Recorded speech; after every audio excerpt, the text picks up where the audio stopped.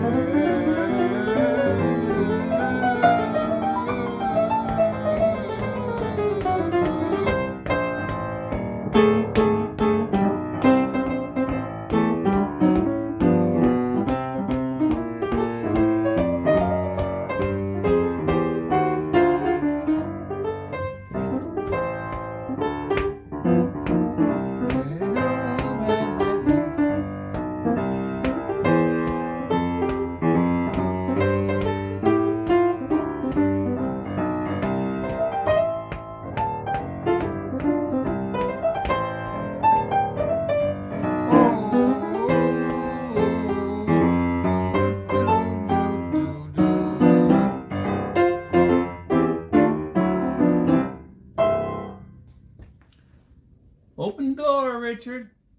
Open the door and let me in. Nope. No one home. That phrase is just cute. Every once in a while, just in a random occurrence, I'll just sing out, "Open the door, Richard." 1947, I think. Recorded by several people. And there really isn't any melody to it other than it's all cute stuff. But really, if I were to more seriously title this, it would be Open the Portal. And the portal being that pathway to another place. The place where I seek to perform from. And ultimately, the space where I seek to live from, the space where things make more sense. And I believe in the broad application of things. This is that space that's defined by many names that all cultures and traditions acknowledge. You know, the sanctified space, intuition, follow your heart, instinct, the Holy Spirit, God. But this is not a religious thing. but it's an acknowledgement that it's universally understood in some form or another. And for those of us who are in the arts, music and other arts, we tend to be those who live out of our intuitive spaces, or are best suited to do that. And in my case, kind of had to spend his life learning to figure that out and learning, what works for me and what doesn't. And I've spent a lot of time in my life putting out front that which doesn't work for me so well. So hopefully when you grow old and, your hair turns gray or white or whatever it does, you also gain some wisdom in the process, which is kind of a universally understood thing too, except in our current generation, which I'm not going to comment on, but at some point I probably will. Now, what prompted this was a all too familiar circumstance that I fell into on Friday night when I was with the Showbridge at the Garfield Center for the Arts in Chestertown.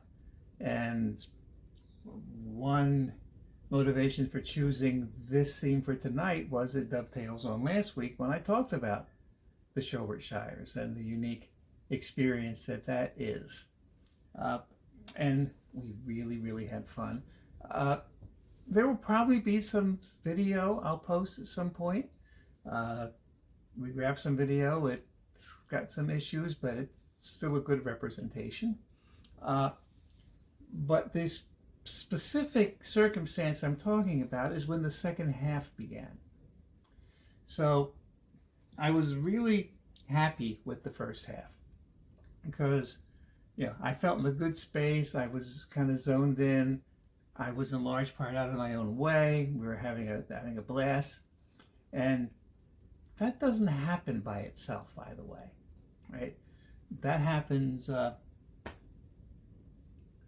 because you prepare yourself for it to happen. Now, it can happen randomly, but if you want a purpose for it to happen, you have to be prepared for it.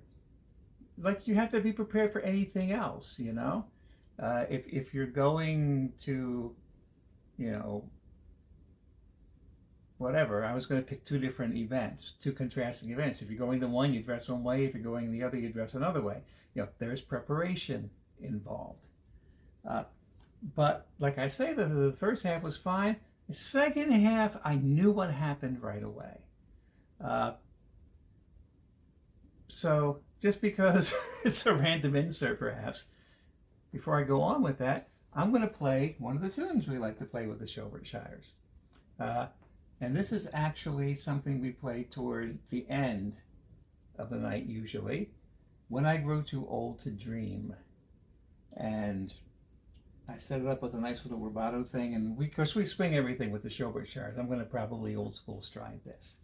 But just to have some music in here, because I can feel myself getting ready to just talk and talk and talk. So I'm purposely doing this because I'll forget to play for 20 minutes if I don't do it now, perhaps.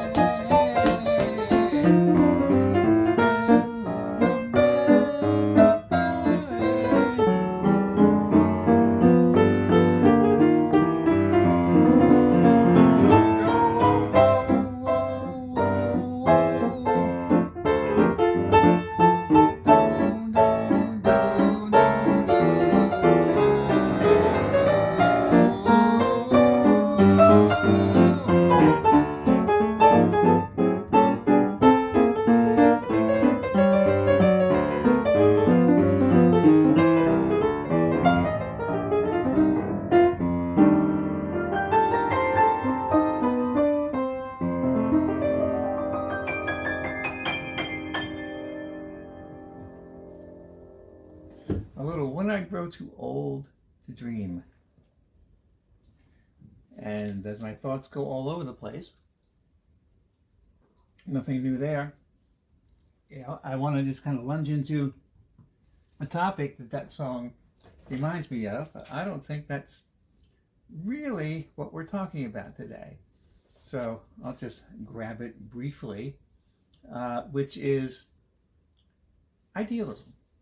You know, there tends to be, and actually this is related in some degree, there tends to be a trait in many musicians that can believe in something even if they can't explain to anyone why it makes sense. Makes sense to them. You know, I'll often say that being a musician is often having rose-colored glasses affixed to your head when you're born, and they never come off. So you always see the potential and the possibility. There's also tons of discouragement involved. But us crazies who live our dreams, essentially, I don't know if you ever grow too old to dream. It just kind of ties into that just a little bit. So that familiar circumstance at the Garfield was starting the second half and losing immediately that sense of connection that I felt in the first. So the things that were going through my mind, realizing what was going on, in just the first few seconds of playing music in the second half is, oops, I forgot to manage keeping the space open. Because you put yourself out there at the intermission. We were taking turns manning the merchandise table, and I was out there and talking to people, and of the 4 people in the group, I'm the one that everyone in the audience knows because it's my town, you know, so it's kind of perceived as my group. So I'm kind of it's all of our group, but it's kind of a center of gravity thing there. And, you know, there's lots of things I could have done, even just taking 30 seconds. Walk outside, clear the head, take a deep breath, position myself internally, or as you'll often see, walk around with a metronome in my ear. And that could have been something just by itself. And now I have this little thing. If you see me do this, by the way, and I just go on my merry way, I'm going to turn the metronome on. And let me take the thing out here for a second, so you can hear the annoying little tick, which takes kind of a different annoying turn in the headphones there. And I turn it down so it's audible, but it's not screaming for my attention. And actually it doesn't get my attention at all. It just sort of lays back there. And for me, this and many other aspects of making music is self-medication. It's my drug. Not really, but it puts me in the space, and I can try to describe what it does, but it allows me to have that space open where the thoughts that I'm going to have and the things I'm going to say verbally aren't going to impede, aren't going to step all over what I'm trying to do. And it kind of just helps me keep the channel open. I could have done that. Now, this is funny. If you watch this series every week, you'll notice that I interviewed Dave Robinson a few weeks ago now. I went to his house, and I was not aware that I didn't take, and in fact, it was the same earbud, the green, against whatever color I was wearing. And this metronome was in my pocket, like this, in all likelihood. And I realized at the very end that I didn't take this out. And at that point, I wasn't going to address it. And Dave, who knows me a little bit, but you know, he's temperamentally very much unlike me, so he's just like, oh, what? You know, I think I amuse him to some extent, like I do a lot of people. He didn't comment on it. He surely noticed, and I just let it go. But now there's this interview out there of me talking to somebody and having this engagement going on in my head, which is really, really, really helpful. And this will tie in. Actually, this week is going to tie into a lot of things going forward, including we'll talk about attention deficit disorder, which is not a disorder at all. It's a gift of creativity. Now, I say that uber generally. Yeah, I couldn't pronounce the word. And kind of tongue-in-cheek, because, you know, issues are issues, difficulties are difficulties, disorders are disorders. But the template of seeing through a wide-angle lens, therefore having difficulty, you know, holding something still in front of you, is a gift more than it is a circumstance to fix. To work around, sure, but not to fix. But I'm sort of demonstrating, you know, a little ADD because I'm going all over the place. So anyway, point is that this would have helped me. But once the music is engaged, then the only way to really deal with what you're going through in this struggle is to think about it. You can't entirely let go of it because you're not in the position to let go of everything, typically. And I don't know that I've really felt I've completely ever succeeded in dropping into the space once I started playing without being attentive to it before going in. You sort of get there, potentially, but you're never really, really deeply there. The ball circles the cup, you know, and it could eventually go in, but you would prefer, you know, a little golf ball to roll across the green there and just drop in, right? So That's what I'm talking about. Opening the portal, opening the door, Richard. A friend of mine, back in the day, used to call this my constipation. And this is before I really had any understanding of what was going on. Only thing I would know is that on random occurrences, I would all of a sudden just start playing things, and things would start coming out of me. And as other people were observing it, so was I. And of course, I didn't know how it happened or how I got there, but I was able to watch it happen and just let it flow. And for 30 seconds or a minute, I would channel something deeper than I would ever think of doing. But then it would go away. And it's like, where'd it go?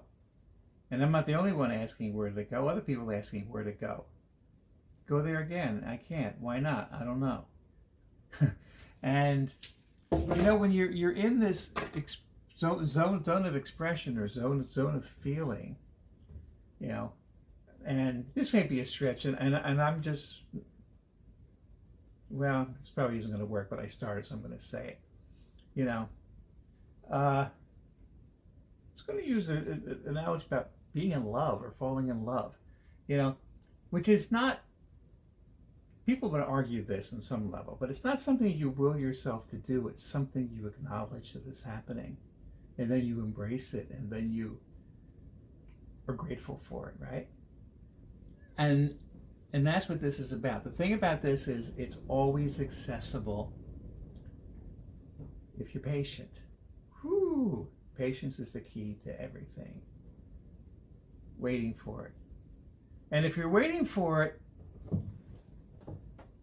you know, before the gig, before you walk us into the piano, you don't necessarily have to wait long. In fact, it can be pretty quick to feel that portal open.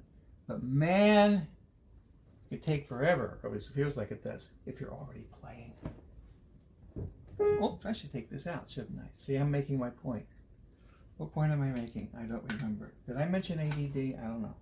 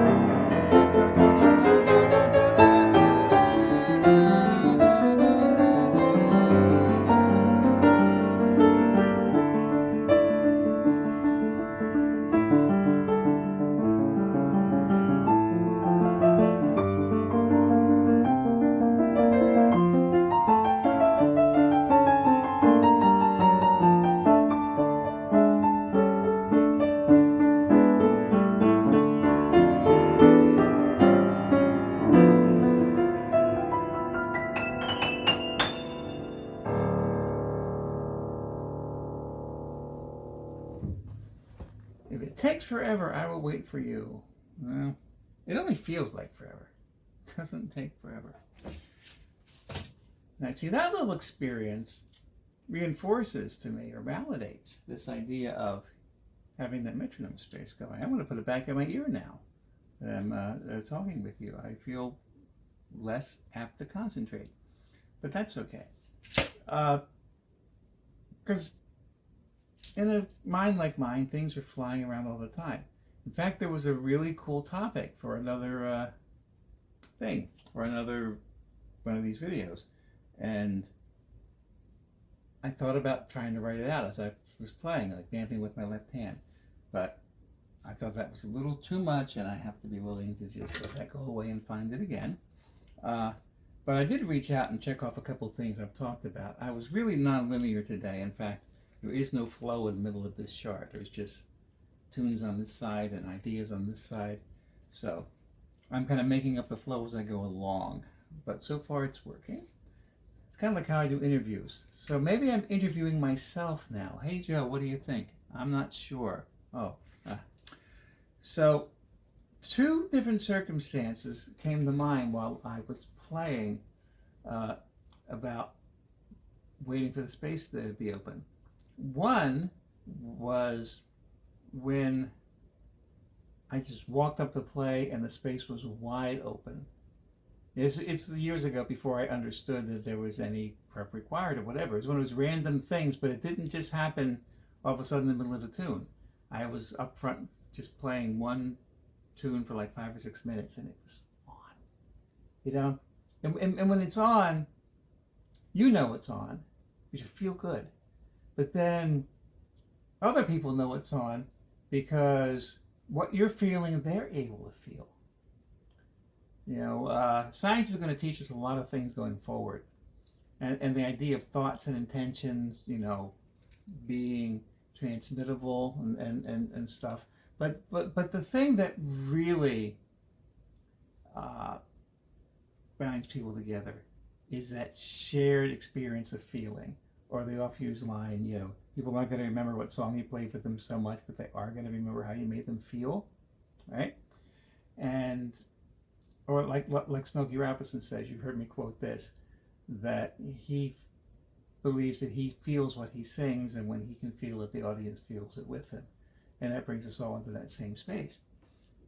It's back when I was the band director for Wilmington Christian School for 1 year. That's the topic. Because that, and actually, some of that I've never talked about publicly, and I think I'm going to do it. And they get mad at me. It's been like, 30 years. Probably no one's there who remembers what happened. But I remember. Here's a little teaser for you, right? So, I was tasked to show up at this event, conference, something was happening at the church, and represent the school. And it was just in and out. I didn't have to be there for anything but that. So I sort of arranged it while I was passing through, and my wife was with me. And I walked in, people saw I was there, I was introduced, I went up and played. Yeah. Just play a tune. Yeah, here's band director for your school, bang. And oh my goodness, I just knew it was connected. Everyone knew it was connected. My wife looks at me, it's like, whoa, what happened? I don't know.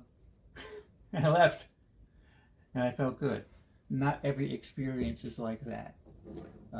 Hang on just 1 second. Okay, too much information. But when I get up and say I forgot something, it's usually to adjust, well, it's always, to adjust the thermostat. It's right behind here.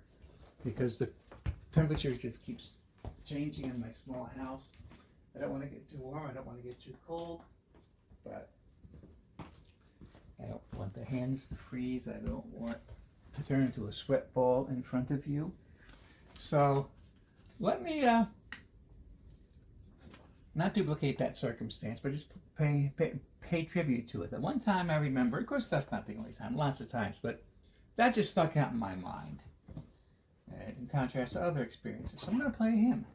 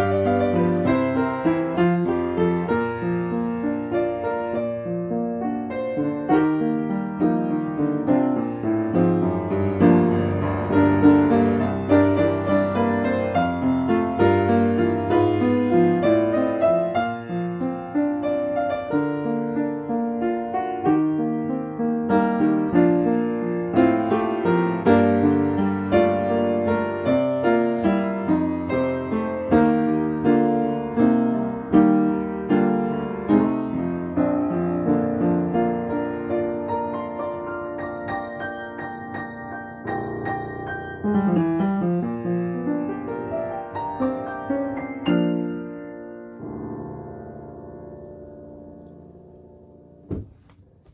you go. Amazing Rambling Mess. I am Amazing Grace. My Rambling Mess. Not necessarily. I don't know what just happened. But as I'm playing that, I'm adding something to the list. Retreat. So, a contrasting situation, which also was church related, a small part. I not more percentage over the big picture, 5, 10. Present. What am I presenting? Yeah, the decimal point 0.1 ish or 0.05 of my job, income, what do you call it? Activities, or church-related work. The Christian school thing was more of an education thing. I did that for 1 year.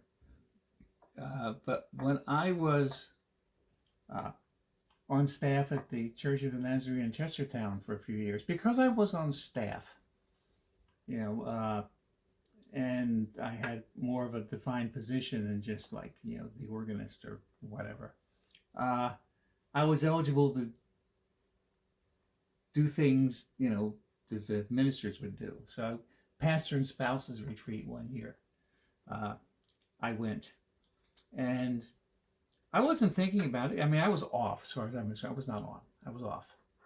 And the district superintendent decided that I was going to go and play something. And I flat out refused. And he was annoyed at me. But I knew what kind of place I was in. And at that time, I didn't really have a strategy to get out of it. In fact, it's a particular circumstance I'm not going to go into, but I was stuck. And I was going to be stuck there. And I was going to get up there and basically just play nonsense. I mean, it would have been okay. I wouldn't have played things, not nonsense to the ear, but of a regular person. But basically just notes that would sound like a tune, and it wasn't going to say anything, it wasn't going to do anything, and I knew that. And it's like, I'm not putting myself in that position. He finally got the message, and I didn't really think about it afterwards because my thoughts were elsewhere. But I didn't interact with this person for years after that, and I wonder, yeah, 10 years maybe. Maybe it took that long for him to not be annoyed at me. I don't know, but that's how that works. So I remember being at Sullivan's Steakhouse, where I played a zillion gigs, solo and duo, when they had jazz in their bar 7 nights a week. And there were all these nights I was there, and my thoughts were just not clear. There was no idea in my head at the time of the portal. And I'm soloing, and I'm like, there's no point to any of this. I'm just playing random notes, and I'm waiting for it to, it's just like, when it's happening and when it doesn't. Now, some musicians will say that, well, yeah, you think what's happening, but then you listen to it later, and it really was something. There's truth to that.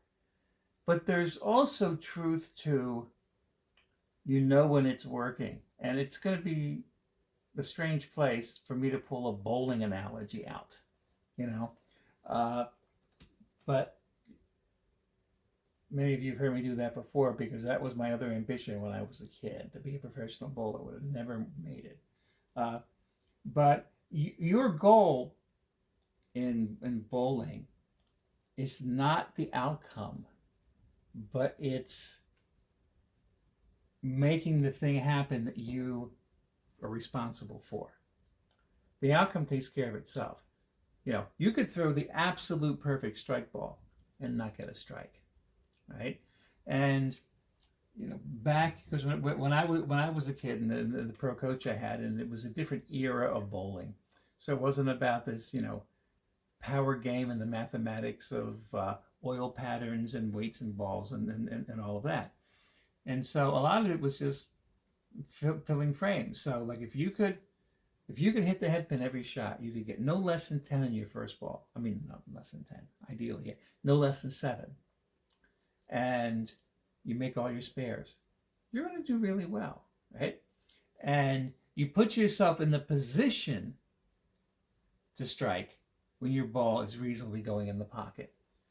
But, you haven't failed if you haven't struck. I mean, you might fail to win a game, but as far as you knowing what you could do, and sometimes you make a sloppy shot and you get rewarded for the sloppy shot. Sometimes you make a great shot and you don't get rewarded for it, but more often, of course, you do.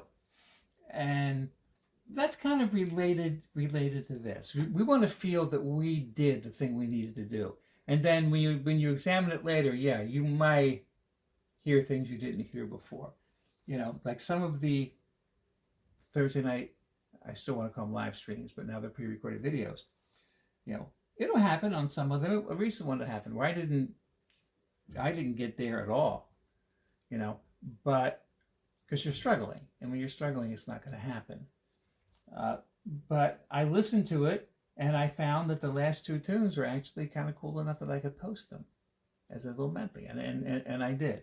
So, not passing judgment on yourself or what's going on is an important piece of this. So, let's see here. And I did this, and I did this, and I did this. So, I'm just going to randomly read something I wrote here. When things are in your head, then they probably are in your way. There's something I wrote. I was preparing for this. And I've seen this happen all the time with other musicians and with myself. Something happens that you get curveball by something, or something annoys you, or you're annoyed at somebody, and that just takes you completely out of the game. And how do you beat that, right? Well, people have different strategies or different approaches. Meditation, prayer, and related to that for me is gratefulness. And this is a topic that's going to happen in one of these future weeks. Being grateful for everything. It's a total reset. If something annoying, challenging, stupid, you don't think makes sense at the moment, gets in your way, happens, but you don't receive it that way. And you're not letting that get in your head. And in fact, being grateful is a state of being that kind of opens the portal for you. That portal to not be caught up in your own little prison, right? In your own head. So something to think about.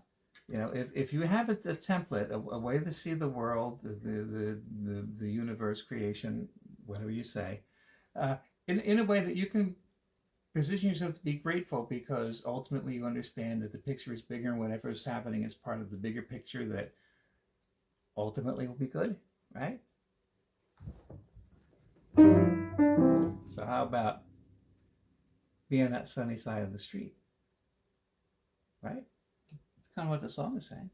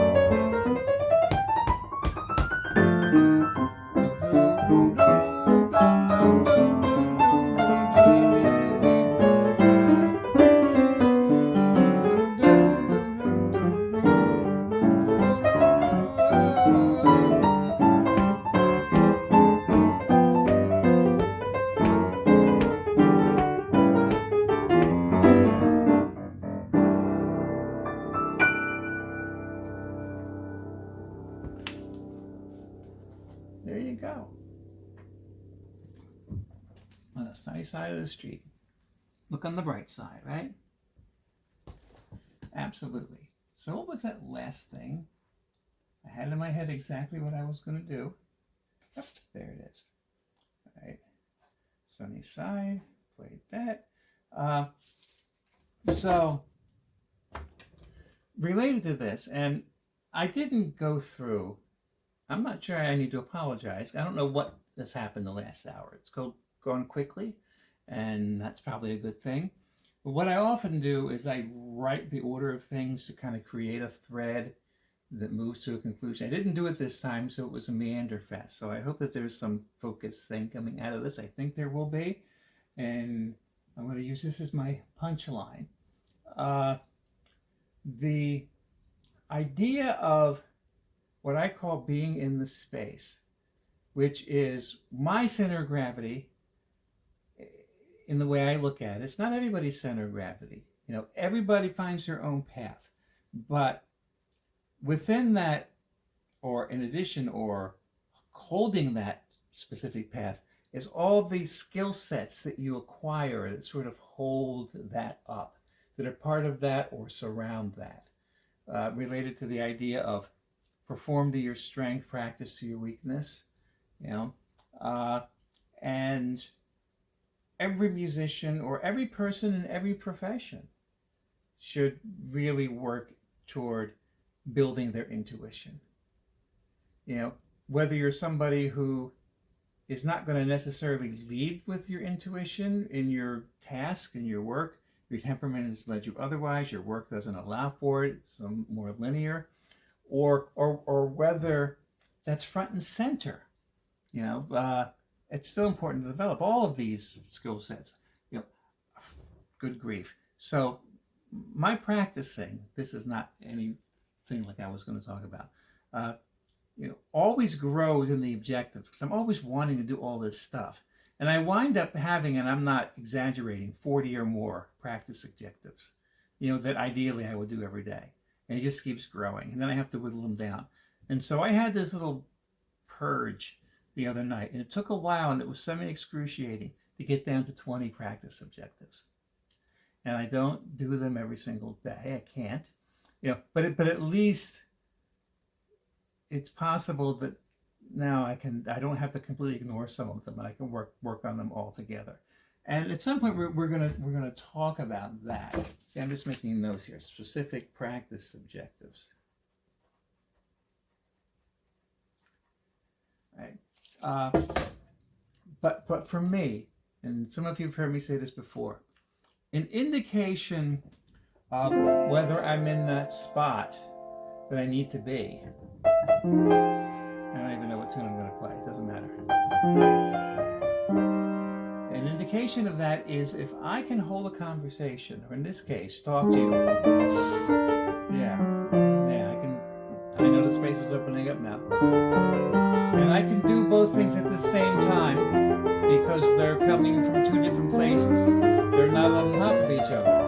If I had to think about what I was playing, you know, process relationships or things like memorize or what things are called, or if I had, you know, I wouldn't be able to do it because that part of my brain is forming the sentences I'm speaking to you.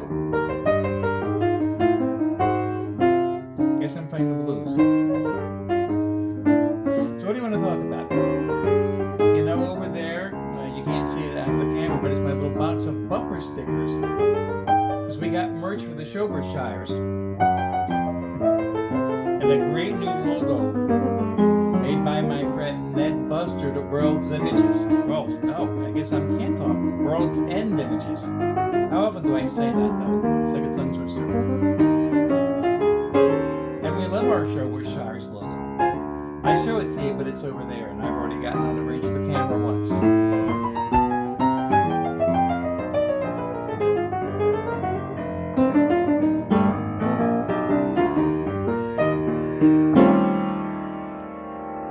Yeah, not the best example, but you get the idea, right? So I was having a conversation with another musician at a recent gig I was up at Zolly's in Newcastle with Sharon Sable a couple of weekends ago. Wonderful restaurant. If you're anywhere around Delaware, you have to make a reservation. It's small. Everybody knows about it now, and it's fabulous. If you're around here, you need to go sometime. And musicians often come in other people's gigs, and I'm sort of more up in Sharon's world, so people who know her come. Her husband Sean, know them, and Scott is his name. And we started having this conversation after the gig, and the conversation turned to our processes, which are very, very different. Man, there's so many things I could write down now about topics. The instrument that you choose to play even will say a lot about your temperament, including the way that you play the instrument. But Scott's a bass player. It's like, perfect, linear, structured, ordered, And he just happened to say about the annoyance, and many musicians would say this, about people coming up and talking to them while they're trying to play. And it's like, I'm concentrating here, I can't, I'm sorry. And so I knew it would be a curveball for him to catch if I said my perspective on it, which is how I know that I'm where I need to be is if I can be playing and then somebody will come over to me and have a conversation. Of course, this is solo playing, so I'm not like trying to set me charge to do something. This is just me expressively being in my main lane, right? And if I can hold that conversation, how do you hold the conversation when you're playing? Well, there's several of me in here, and one is talking to you and one is doing this. I'll say some version of that. And I said that to him, his eyes got big. It's like, and then I could feel myself inside being in that place. I started just doing it internally, playing. It's like, well, Scott, I can feel that. If I were at the piano, I'd be playing and we'd be talking, and it's there, and both of the things are happening. It's like, what? Whoa. So we're all unique and we're all different, of course. So I always want to open that door, that portal. Richard is not on the other side, however. And you open the door not by banging on it. Richard ain't ever going to open that door if he keeps banging on it, right? Of course, Richard won't open the door otherwise, so the guy's in a conundrum. But if I want that door to open, I need to be in the position where the wind or the gravity or whatever knocks it ajar, and I have presence enough to walk in. And that's what it's all about, Charlie Brown. So I hope that's helpful in some way. Thank you for joining me tonight. We do this every Wednesday night. We also have piano for my friends on Thursday nights. Stay in touch with me. I really appreciate it. Hope to see you soon.